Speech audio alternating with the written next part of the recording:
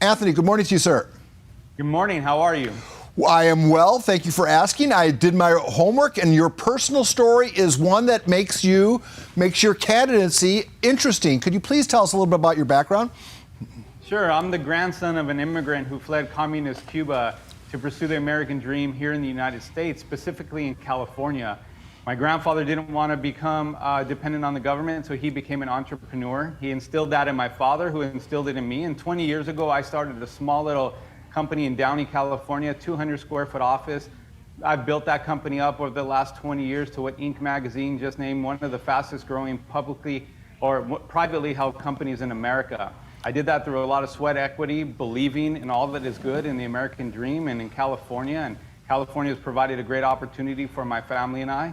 I have a wonderful wife of 26 years, 5 beautiful children, 4 biological, 1 adopted, and we were foster care parents for a season. I believe that California doesn't just need another governor, it needs a CEO. We have the 5th largest economy on the planet. Politicians are not coming to save us. We need to save ourselves. We need somebody that comes from the private sector, somebody who takes this very personal, and as a father with a young daughter still in high school, understanding what parents are going through, the attack on our freedoms, I am the right candidate to do that. Anthony, is your grandfather still with us? My grandfather passed away about a decade ago. My father is still with us, and he still runs that company that my grandfather started 50 years ago in South Central LA. I'd be interested, if your grandpa was still with us, to see what his comparisons between Cuba and now contemporary California. Unfortunately, there are more similarities than we probably would want to admit to. I've actually said this several times. In 2020, if my grandfather was alive and he walked the streets of California and he saw churches shut down, the government controlling the media, he saw businesses shut down, he saw governmental overreach like we saw in 2020 and definitely 21, and we're still seeing it now. Yes, I often say my grandfather walked the streets of California wondering where he was, because it's very, very, very similar to what he left in Cuba. And I still have friends and family in Cuba, and I want to say this. I spoke to a friend of mine in Cuba about a week ago. His son just turned 1 year old, and he says, I watch everything that you're doing there in California, and I'm praying for you every day, because if California falls and the nation falls, my son has no hope of seeing freedom in his lifetime.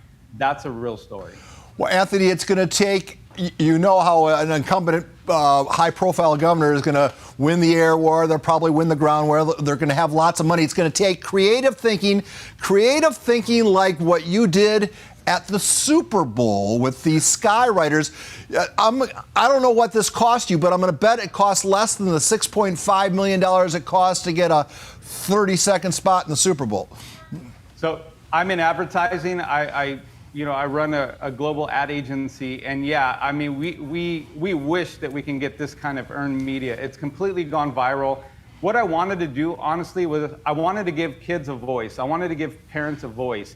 And the Super Bowl represented the manifestation of hypocrisy at the greatest level, with celebrities and politicians enjoying themselves in a stadium packed with 70,000 people. And mind you, I'm glad they did. I'm glad there were 70,000 people exercising their freedom and their right to be there unmasked and have a good time.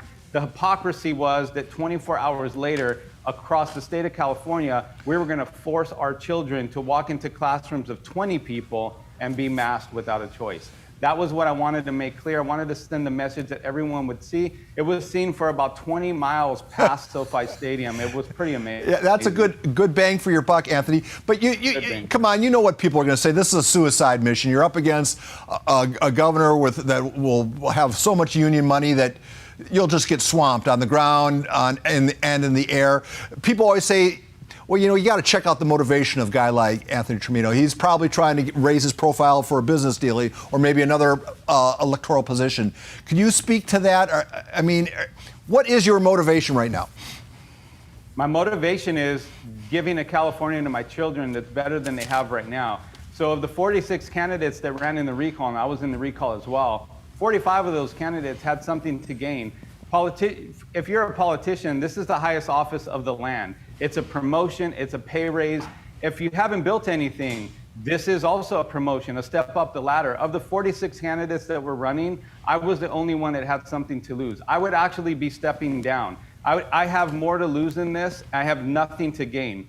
I literally feel called. You know, I had a conversation with my wife. We were on our way to Florida. She begged, she pleaded. She said, you need to look at what we're leaving behind. I looked at California as a burning building, and I was ready to leave.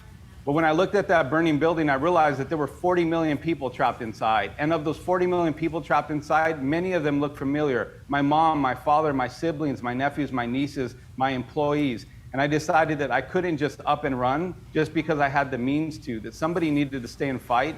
So for me, this is personal. I have absolutely nothing to gain. I do not desire to be a career politician. I'm a CEO, a father, a husband. I want to get back to doing what I do best, but only after I can restore the American dream that my grandfather fled Cuba to pursue. Anthony Trimino, thank you for making time for KUSI. I'm going to bet you $1 that this is not the last time you and I chat. Not at all. Thank you so much. You bet. Shutting down